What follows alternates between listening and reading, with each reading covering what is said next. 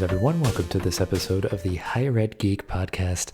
This is episode number 27 with Al Day, another awesomely geeky higher ed professional.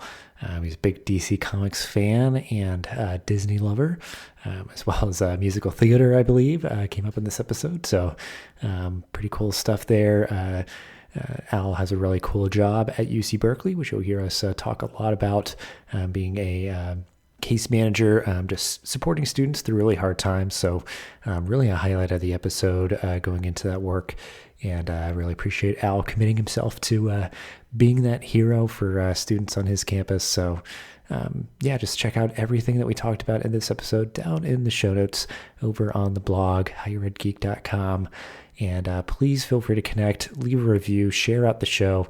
Always nice hearing folks enjoying any and all episodes. So just get ready for an awesome one here after this quick message from our sponsor. This is episode number 27 with Alfred Day. Hey there, listeners. It's an honor to have our good friends at SwiftCake be a sponsor of the podcast because I've seen their work firsthand and it's truly unlike any student leadership training I've experienced.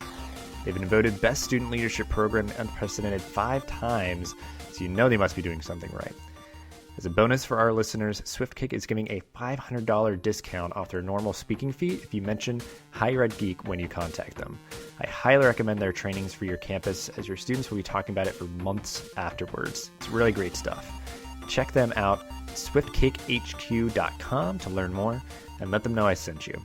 Now, back to the show.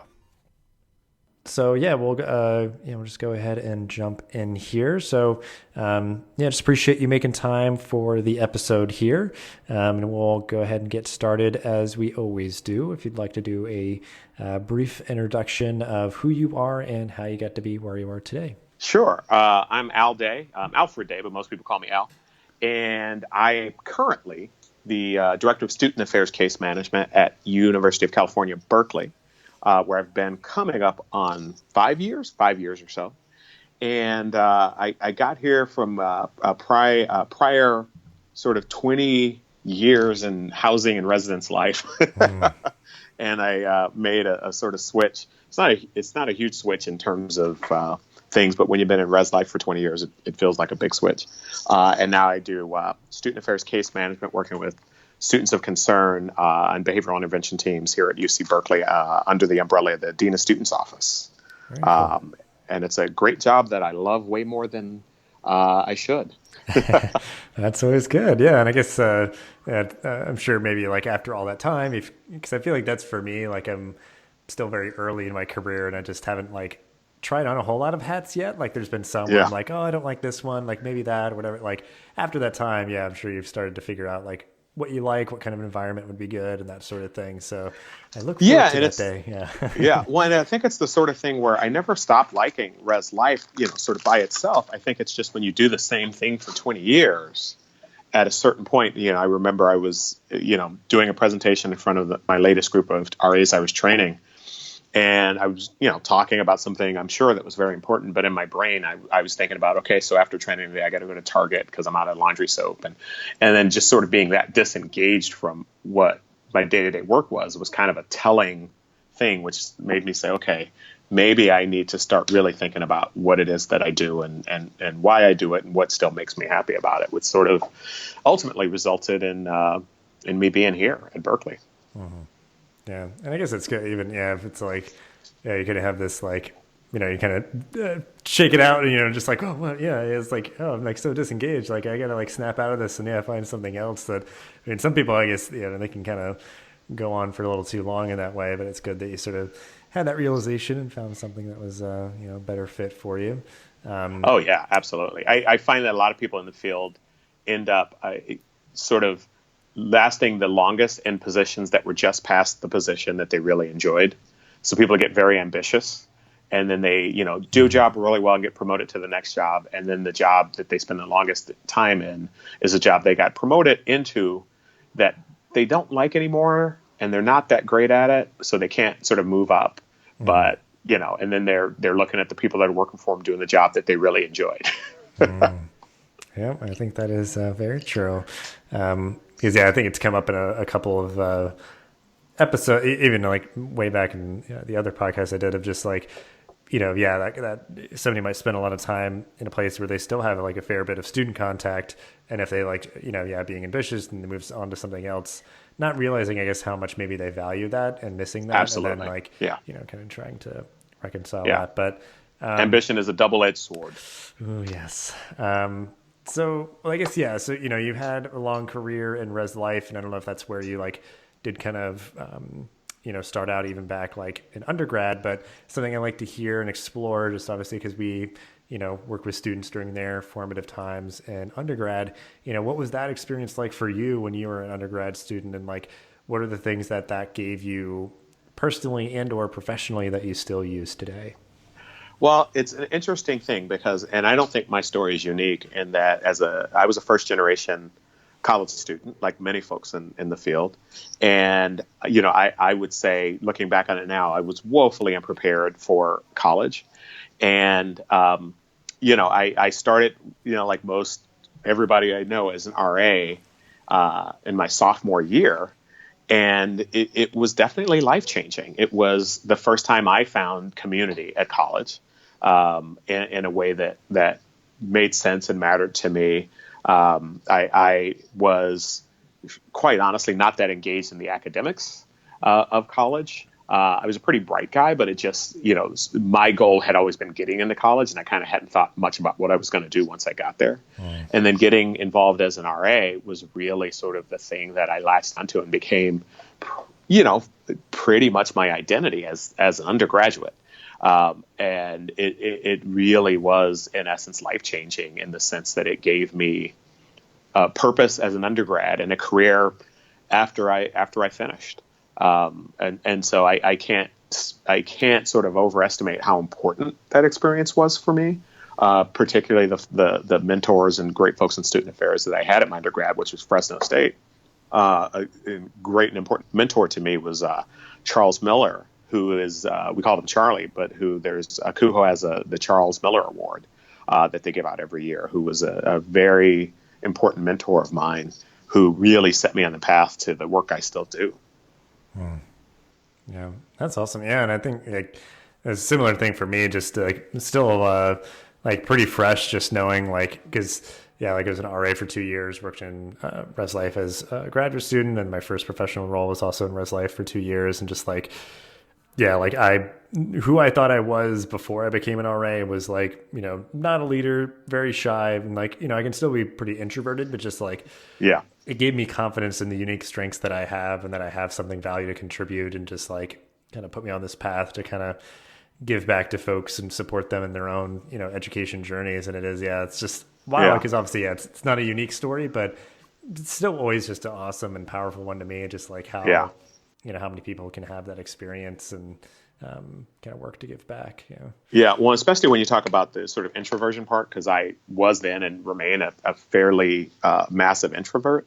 And I know part of the thing that we have to be careful of is particularly when we're hiring student staff is sort of only looking at the extroverts. And so I'm an introvert who has the ability to perform as an extrovert, but that's never going to be sort of my default. It's definitely something I put on. And sort of finding that for me was so critical to sort of my development. And it's part of the reason, particularly in res life, part of the reason why, and people who know me know I'm probably the person who has more sort of criticism about the field of student affairs than anybody I know. But I think it comes from a deep and abiding love for student affairs and wanting it to be better. Yeah. Well, yeah, right there alongside with you. Because it's somebody who like thinks a lot and cares a lot and just like, tries to form sort of substantive, meaningful opinions and, have that discourse and stuff because, you care so much about the outcome. Right. And you always, I think it's important to ask questions. Like for me, it's a central part of learning is asking why we do things. And there's a lot of things that I think we do in student affairs because the people who taught us how to do student affairs, that's what they did. And it's not necessarily that we've thought much about it. Yeah, for sure. Well, Well, I'm very tempted to go down that tangent, but we will hold off for now. Sure. But yeah, so, you found this job now, after this long career in housing and residence life, that you feel is like a really good fit for you. So what are those things that you really enjoy about the work that you're doing now, and just kind of explore that a little bit more? Sure.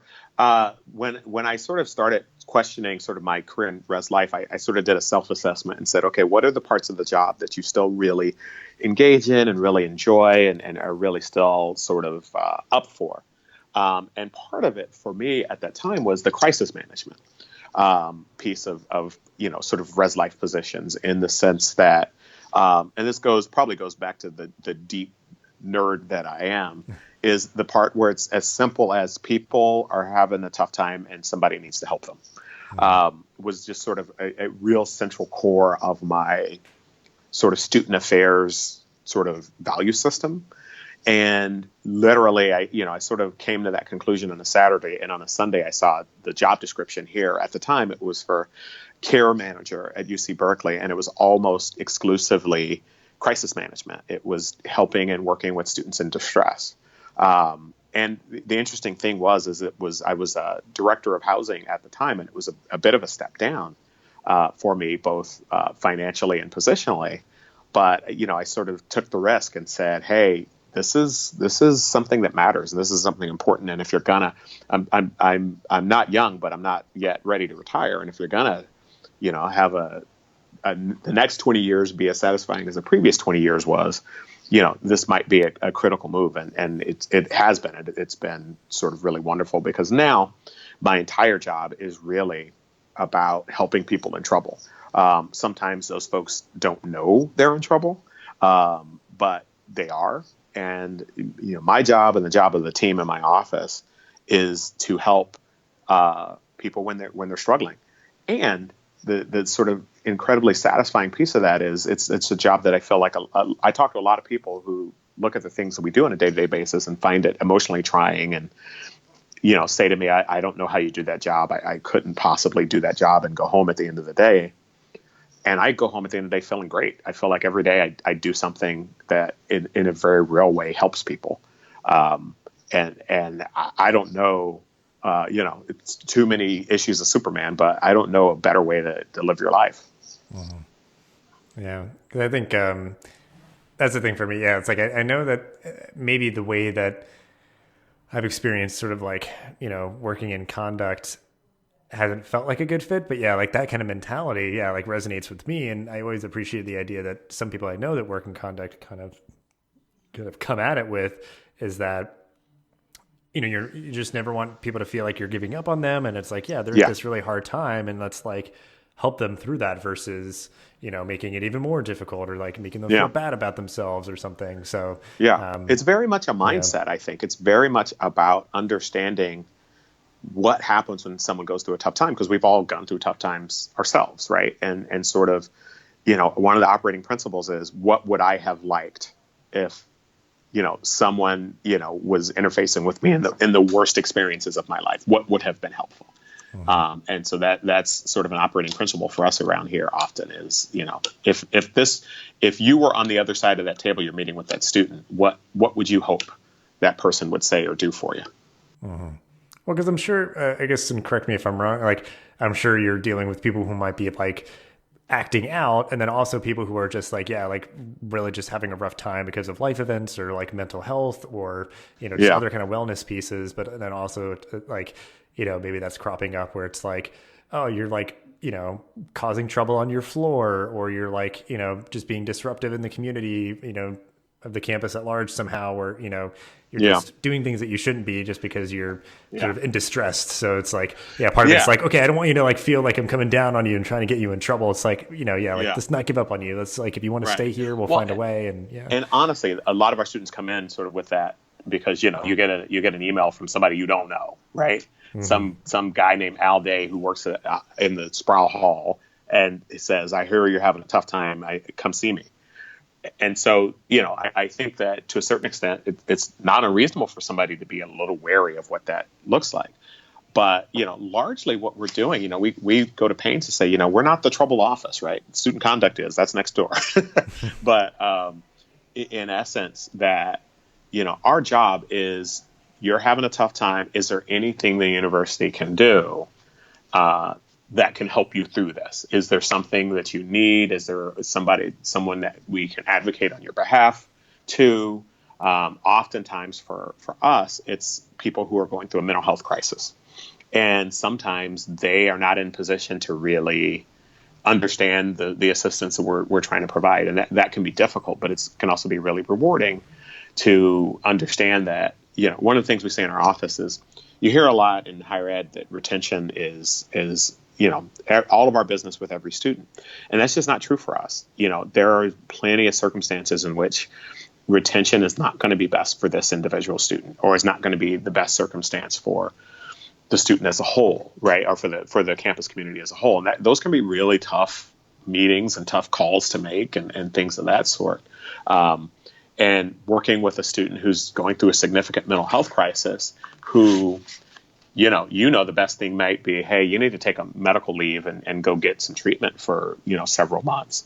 But that person is not in position to really appreciate that. And perhaps is their mental health crisis, the symptoms of it are they can't really act in their own best interest, is really tough and emotionally trying. But at the same time, those are the folks that really need our help. One of the things we say in our office is, if the normal protocols and ways of working were going to work in this circumstance, they probably wouldn't have ended up in our office. People would have already tried them. Right. And so the joke we make is, if somebody had a camera on our office, they would think we weren't working, because so much of our job is sitting at our desk with our heads in our hands going, well, what are we going to do about this? I don't know. Do you have a good idea? I don't know. Do you have a good idea? Because it's just being creative and trying to find a way to help a student that nobody has thought of yet. Yeah, because I'm sure, there's some probably tried and true things that you can do, but it is so much of the kind of complexity of humanity that you're dealing with. So Absolutely. It's really not going to be a one size fits all thing. Yeah, and it so rarely is, even if the circumstances are similar. But that's also the other thing that makes it interesting. I've never had a boring day at this job. It's because every circumstance requires you to be as creative as you possibly can be to come up with a solution, because everybody else on campus has already tried and failed. Mm-hmm. And so we're often the last sort of stop. Yeah. Well, and I guess too, I'm sure for some people, they might be oh yeah, who is this person, trying to reach out and confused or whatever. But yeah, and other times, it's been very impactful for me, just realizing that people are noticing, if things are different or anything like that. And just somebody looking out for you, and just reaching out, it's just those things. And yeah, the support services that you offer just makes the world to people, worlds of difference to people. I think so. Yeah. I mean, one of the things we've heard from students is that, UC Berkeley is a very large institution, 40,000 people, 40,000 students, and it can be very impersonal. And even in campuses half the size of ours, you hear students talk about they feel like a number. And I've had more than one student say, this is the only office that treated me like an individual and not just, student number 1275826, that may actually be an actual student ID number. I don't know. I just made up random numbers. But sort of our goal is to bring somebody in and say, hey, no, we care about you as an individual. What's going on with you? What is your challenge, and what can we do to help you? The joke I like is, and it became sort of a meme on campus meme, is I feel like we're engaged in artisanal student affairs work, because every sort of thing we do with the student is individually crafted for what's going on with that student. And that of course means there's a lot of time and energy that goes into individual students. And so we're victims of our own success, in that whenever we are able to help a student, the folks who were involved in that situation, if they feel good about it, they're more likely to refer more students to us, and then we get busier. And ultimately, unless we grow, it makes us less capable of giving that same attention to the next student. But I won't say it's a good problem to have, but it means we're on the right track. Yeah. Yeah. Cause that is that tricky business of just you would hope that not every single student on campus is experiencing like hugely disruptive, life events that Yeah. you would need to help with. So it's like, yeah, it's almost like you want to get to a sweet spot where it's like, okay, what seems to be like, quote unquote normal amounts of traffic Right. into our office, because if everybody's experiencing like, they don't know where to go to for, classes and registration, and they just feel really stressed out. It's like, maybe we need to like do some sort of like, Right. Where's the like, education yeah, piece? like, where are we being proactive? yeah, Right. like stave this off. And we do have, a bit of a challenge in sort of balancing, so we spend a lot of time talking about what student risk factors and what is sort of the threshold for a student to be referred to our services. And it started fairly high, where we're really concerned about people who are potentially going to harm others or potentially going to harm themselves.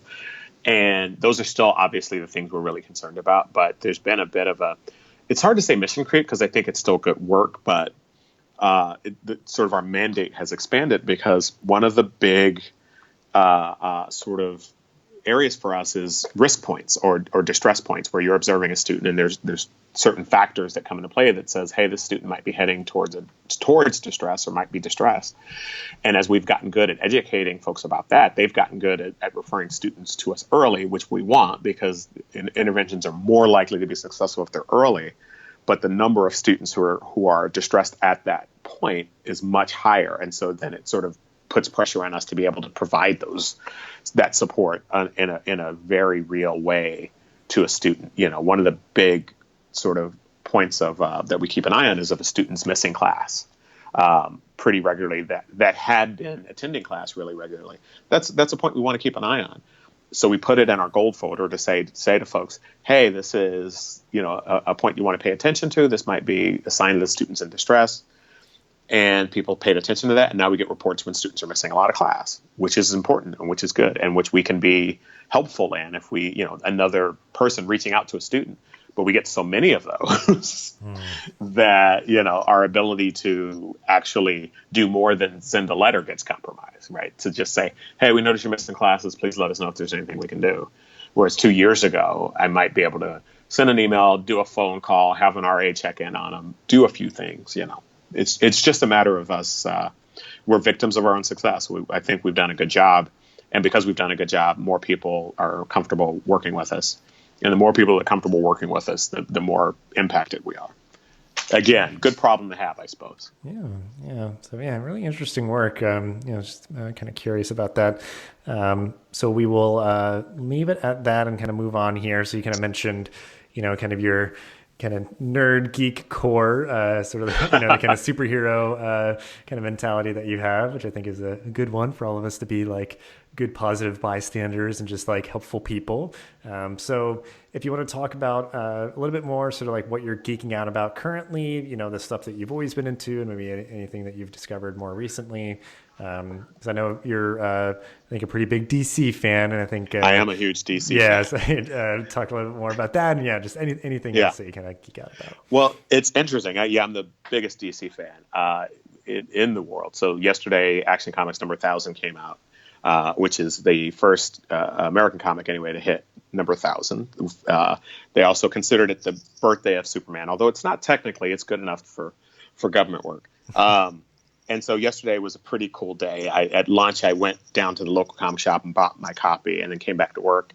And my new comic was sitting on my desk, and the whole afternoon I had to resist just closing my office and cracking open a comic because I thought that probably wasn't the most responsible use for the state of taxpayers' salary they're paying. But I'm geeking out. I'm always geeking out on comics. I love comic books. We are in the process. I work with a variety of educators, higher ed folks around the country, put together panels for a variety of things under the umbrella of Geek Ed. So we just finished doing a panel for WonderCon, which is a Comic-Con that happens in Anaheim. Looks like we're probably going to be putting together a panel for San Francisco Comic-Con in June, and we're putting the finishing touches on the 4 panels we have done for the last couple of years at the Big Daddy Comic-Con International in San Diego. So that we're deep in the process of, and that's always incredibly exciting to put those together. It's a lot of work, but it's just so much fun. Comic-Con is probably my favorite place on the planet. It's like Brigadoon. I'm also a giant musical theater nerd, so I throw in the musical theater reference. It's like Brigadoon in that it's this wonderful place that appears for 4.5 days once a year and then disappears into the mist, only to return the next year. Yeah. So Comic-Con is maybe my favorite place, only with Disneyland a close second, where I just had a sort of a life goal I achieved a couple weeks ago, where I went on the Walk and Walt's Footsteps tour, and they took us inside Walt's private apartment at Disneyland, which I'm the kind of nerd that I just was up there and I got a little dusty in the eye, and I got really weepy because I was just thinking about, all the stuff and Walt Disney and I love Disneyland and all that kind of stuff. So I'm not just nerd, I'm uber nerd. I'm looking around my office right now, and I kind of do this intentionally, and I got so much nerdy stuff in my office that I'm sure people wonder why. But I got to tell you, students respond to it in such a positive fashion. It's something I'll keep doing, particularly in the work I do now, this sort of nerd sort of environment I've created has really allowed me an entry point to so many conversations with so many students. This is something that's come up recently. I'm trying to figure out what to do with this idea, whether to write an essay or a paper or something of that sort. But I'm of the critical belief that fandom, whatever that fandom looks like for people, is so critically important. That knowing what someone loves really tells you an enormous amount about who they are and what their values are. And the fact that you love something, when I'm talking to young professionals, oftentimes they go, well, what's your one piece of advice about being successful in student affairs? And the advice I always give is have something that you absolutely love, that you will not compromise on, that has nothing to do with work, whatever that looks like. And for me, it's sort of my nerdy stuff. But it sort of came up when I was doing a lot of community theater, and I was having a really sort of stressful time at work. And what I discovered when I was doing the theater is I had to be present. I had to be there if I was going to do well at all in the show. And the result of that was I couldn't think about work, which is exactly what I needed to do, was to A, have a reason that was non-negotiable that I had to leave work at 5, and B, to have whatever that activity be to be so all-consuming as to I didn't have room to think about work. And it actually was so incredibly healthy.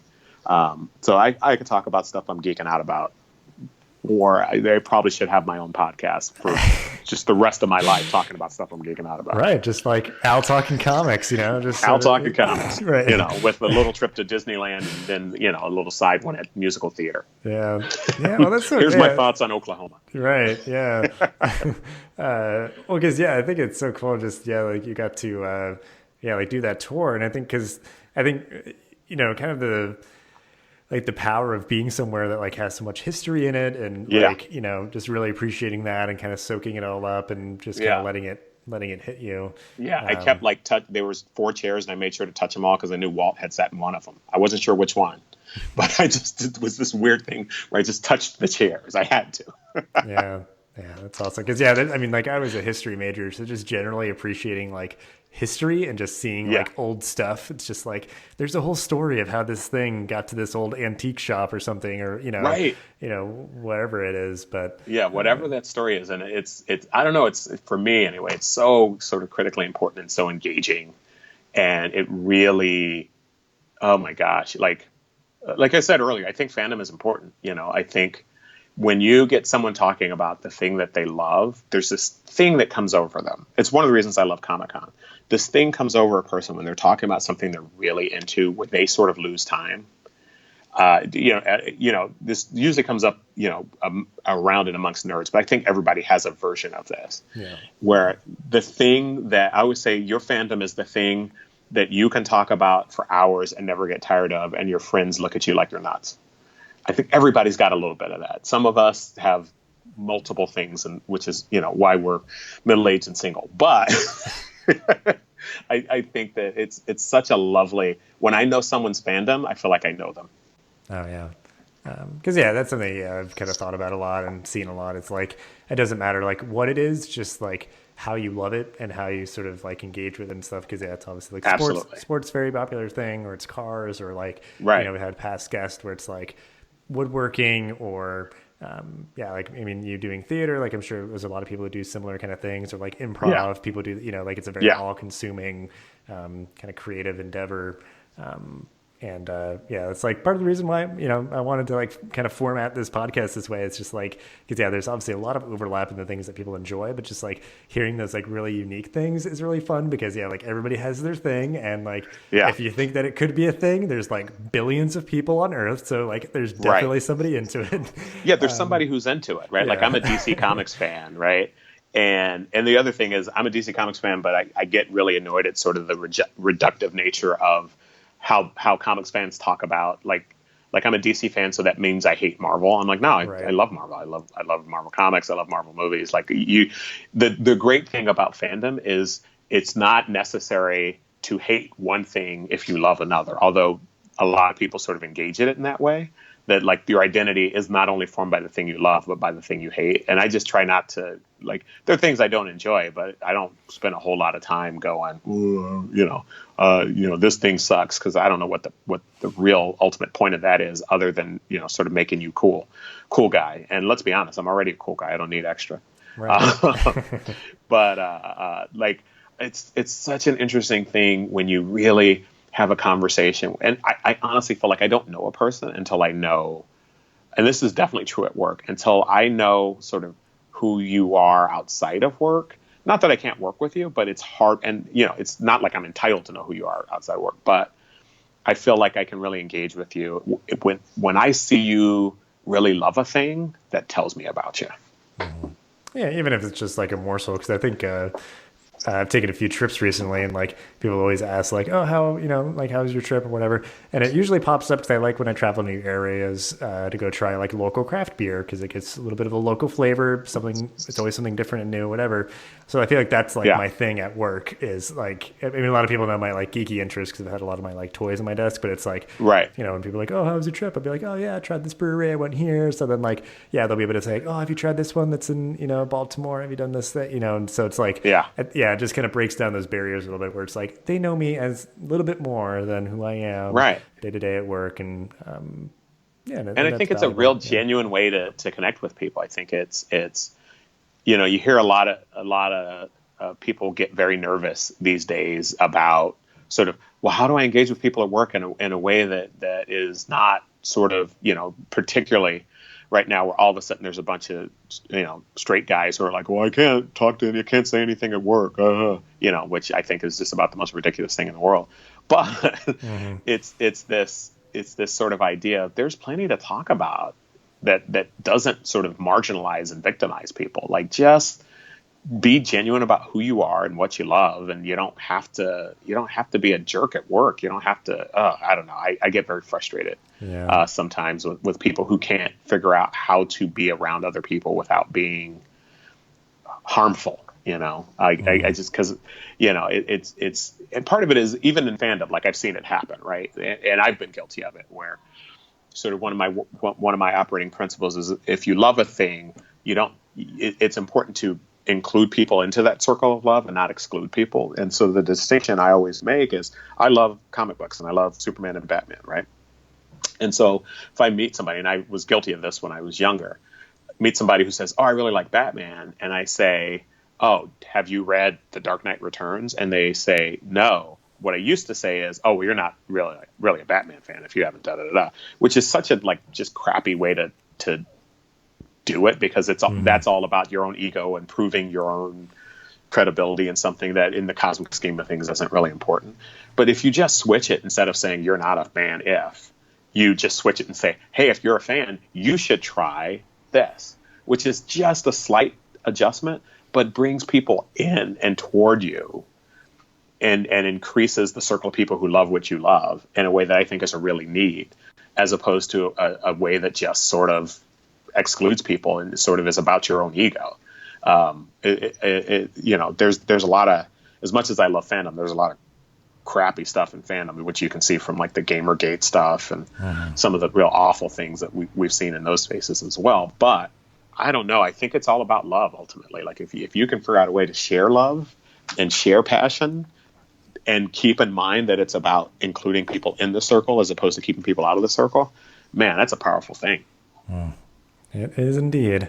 Because yeah, it's like, it's okay to have preferences, and like, yeah, just because like you like a thing and somebody doesn't like it, like doesn't make them wrong or stupid or something, or yeah, like, Right. you don't have to, yeah, because it gets it, yeah, there's like so many layers. It's like, it's okay to have preferences, because yeah, like for me, like I'm a huge Star Wars fan, and Right. like I prefer Star Wars to Star Trek, but I've watched a lot of Star Trek and it's Right. good, and that's Yeah, fine, it's but good. I just prefer it. But like, yeah, it's just like there's so many presumptions that people make, and it's just like, yeah, being more welcoming and like being open to what other people are into, because it's like you can have preferences, you don't have to like everything. Nobody else has to like all the things that you like, and there's kind of room for everything now, especially just with so many platforms. And Oh, absolutely. yeah, it's just, yeah, it's When I think so interesting. much of that is just about sort of the human impulse, which is, I don't think, a great impulse, but this human impulse to create an in group and an out group. To be, hey, I'm on the cool side of this equation, and you aren't. I have the cool music and you don't. It's just, come on. Like you can love many, many things. I love DC because it means so much to me, and it sort of had a lot to do with how I formed my sort of moral and ethical center. And Marvel has some really cool comics that I really like and I've really enjoyed. Right. Both of those things can be true. Yes. Yeah. So, well, I guess, yeah, I mean, it kind of answers a bit of my questions. And I guess, yeah, I guess just to kind of follow up on that, because I am just curious, because you mentioned like a couple of different like Comic Cons, and I went to San Diego a couple of years ago, Uh-huh. when you all like put on like one of your panels. And I guess going to like some of the different cons and stuff like that, like, yeah, I know that's like a huge thing for you, especially San Diego is like a, really just a yearly kind of pilgrimage. What do those kind of specifically give you in terms of like, that's kind of a way that you geek out about the things that you geek out about, is Yeah. going to those conventions? Like what is that experience like for you? How has that kind of positively contributed to your life? It's such an interesting question, because I've been saying for years that, particularly as a higher ed administrator, I wish higher ed was more like Comic-Con. Because if you go to Comic-Con, it's a bunch of people who are really interested, very engaged in learning stuff, whether that be learning the history of a particular character, or the history of a creator, or learning how to do art in a certain way, or learning how to break into screenwriting, or really, really interested in sort of what's coming up in entertainment and things of that sort. And if you consider sort of the panels, the classroom, where you're getting sort of the formalized education, and you considered like the lines and the exhibit floor sort of outside of the classroom thinking, if the conversations I've had in line at Comic-Con, about passionate conversations with people about, sort of nerdy topics, can you imagine if students on college campuses were engaging that passionately about the things that they were engaging in class? Even if it's a disagreement, right? Like Comic-Con is like the perfect example of like a civil disagreement, and I've seen incredibly heated arguments at Comic-Con, but nobody got into a fight about it. But the other piece that I love about specifically Comic-Con International in San Diego is it matters so much to the people who go, that it is, for a lot of people, it's the one time a year, the 4.5 days of Comic-Con is a time where they are 100% fully themselves. Where they edit themselves every day of their life, because it's just, you have to get through life, right? And so to sit at work and be like, Action Comics number 1,000 came out yesterday. I was really excited about Action Comics number 1,000 coming out yesterday. I didn't pull the guys and the folks in my office in and go, okay, let me talk about Action Comics number 1,000 for an hour, about how cool the story is and how great the art is and how important Superman is, because I'm at work. And I don't, if I want to keep getting a paycheck, I gotta, do my job. And you go to Comic-Con and it's 4.5 days of whatever that thing is that you love. There's somebody there who loves it more and who knows stuff about it that you don't. And quite frankly, also the guy who created it is there, and you get to shake his hand, and it's going to mean something to you because when you were 8, you read this thing that formed. The example I use is, as a kid, I grew up and I was reading DC Comics, and Superman was such a big sort of way I sort of formed my view of the world in terms of what it meant to be powerful. Sort of the core idea, in my opinion, of Superman is that those who are granted great power have a responsibility to use it on behalf of other people, right? And that sort of Superman's whole thing is he's the most powerful thing walking on the planet, but he goes and he thinks we're so cool, right? Superman thinks, man, humans are awesome, right? And that's a cool thing to sort of a cool sort of thing if you're lucky enough to have privilege to sort of understand that privilege is unearned and that it's kind of cool to be able to use it on behalf of other people. And it's all about that. It's all about sort of spending 4.5 days with people who are really engaged and really interested and really, I'll be honest, some of the best people in the world. Not everybody's perfect, but some of the best people you're ever going to meet in the world, you're going to meet at Comic-Con. Some of the kindest, most generous, most sort of loving people all go to San Diego for 4.5 days and talk about the stuff they love. I can't think of a better place to spend 4.5 days. It's definitely, I've been lucky enough. I think this year's 2018. So this will likely be my official 20th year going to Comic-Con. Wow. I've been lucky enough to go for 20 years. But I didn't go until I was 28 years old, and I had heard about it my whole life. And so to a certain extent, even though I've gone for 20 years, there is a part of me that feels bad that I missed the 28 Comic-Cons that happened before I got a chance to go. I'm really upset that I'm like, is there a way I can go back in time and go to those? Because those are probably pretty cool. Yeah. Well, and I remember too, it's just people from all over, like all different kinds of people coming together. So there's just kind of a beauty in that as well. And yeah, there's nothing else like it. Well, and talk about inclusivity and diversity, right? Like everybody's there. And particularly in the last several years, as the gender balance has really shifted. When I started going to Comic-Con 20 years ago, it was like 85% folks who identified as male and 15% folks who identified as female. You didn't see a large contingent of folks who identified as trans. You didn't see a lot of women. It just wasn't. It was the same old, sort of. And even I'm black, so even I was like a pretty rare sight at Comic-Con. And now everybody goes, and it's people from all over the gender spectrum. It's people from all sort of walks of life, and it's just a really amazing place to be. Yeah, yeah. Well, and I guess as we kind of wrap up and sort of that, speaking of Comic-Con, it's just kind of this great cross-section of people and fandoms and everything. You mentioned like Action Comics and stuff. What else is sort of grabbing your attention specifically, like right now? What are you reading, watching, listening to that we could link out to in the show notes? I'm really into a couple of podcasts right now. Everybody knows about My Favorite Murder. It's a terrific podcast. It's so good. It's so funny. The two women who do that show are kind of amazing. Black Panther was massive, and I've talked. If anybody wants to hear me talk about Black Panther, do a search for Black Panther in my name. There's a million places where I'm talking about Black Panther. But the Black Lightning TV show just finished this week. And it's interesting because Black Lightning, because he's a DC guy, was actually the first sort of black superhero I was aware of. And the show is really good. And it really is a show that's very intentionally talking about social issues in a very cool and interesting way. So I'm 100% behind that. The other thing is Mad Magazine just sort of relaunched, and I just got my first issue subscription last night. And I haven't had a chance to really dig into it, but I read like the first couple, just flipped through, and it's pretty cool. Mad Magazine's been around my whole life, since before I was born. And it's such an influential magazine that people don't really think about a lot. But I'd tell folks, Mad #1, they renumbered it, is on the stands right now. Go out and find a copy of Mad Magazine, because holy smokes, is it funny. It's just really just straight up funny. Yeah.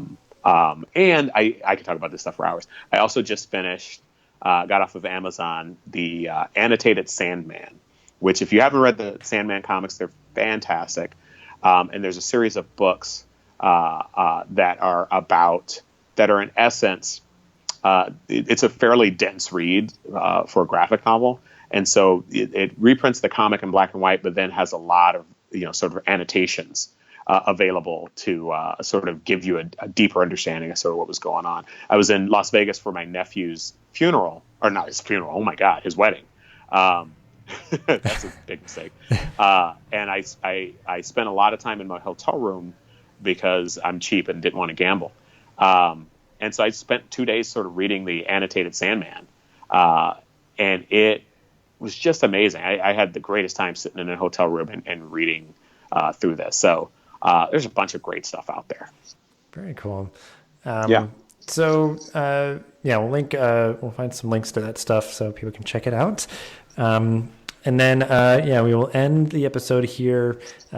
Anything or things that you are looking forward to in your job, life, and or the world, just to wrap up the episode on an optimistic note. Yeah, I'm looking forward to a lot of stuff. I'm looking forward to San Francisco Comic-Con's coming up in June. Mm-hmm. I'm looking forward to that. We've got a panel that we're doing. I'm hoping Cal, my university, Cal, we call it, just launched an esports program. Oh, cool. And part of that is a Women in Gaming initiative, which is really cool. I'm hoping, fingers crossed, that I can pull a panel together for those women who are part of that organization. I always love doing panels with students who can talk about sort of their fandoms. If I can pull it together for San Francisco Comic-Con, I'll be really super excited. And I'm just looking forward to the summer. Avengers opens next week, obviously. Everybody's kind of stoked about that. Brian Michael Bendis is starting a new writer on the Superman books. Super excited about that. I'll be honest, I've been traveling a lot lately, and so I got a stack of comics next to my bed, my reading table, that is bigger than me. And I look forward to a weekend where I don't have to travel and I can just sit down and just power through some really great comics. Yeah, all great stuff. And best of luck with the conventions coming up and everything. And I know. It's like I'm sort of looking forward to like a weekend of nothing soon. Which is just like hashtag adulthood. Right. But I mean, that's all great stuff. And really cool, because actually that's I guess by the time this one posts, I just posted our episode that kind of explores the kind of campus esports a little bit more. So very curious kind of seeing that blossom a bit. So I think that's definitely a good idea to kind of highlight that work. I'm super excited about it, mostly because it's a little outside of my own fandom, because I get a little motion sick when I play video games. So I haven't been a big video game person just because I get physically ill, but I'm really excited to see what happens. There you go. Yeah. Cool. Well, just appreciate your time and all that you shared. And just again, we can include stuff down in the show notes for folks to check out and ways to find Al online. And again, appreciate your time and have a good rest of your night. Thanks. Good talking to you. This podcast is a proud member of the Connect EDU podcast network, bringing together diverse voices and thoughtful discussions to the higher ed community. Check us out online at connectedu.network or on Twitter at connectedupod. Thank you so much for listening to this episode of the podcast. Please rate, review, and subscribe so you'll never miss an episode. Thanks again for listening, and I'll see you in the next episode of the Higher Ed Geek podcast.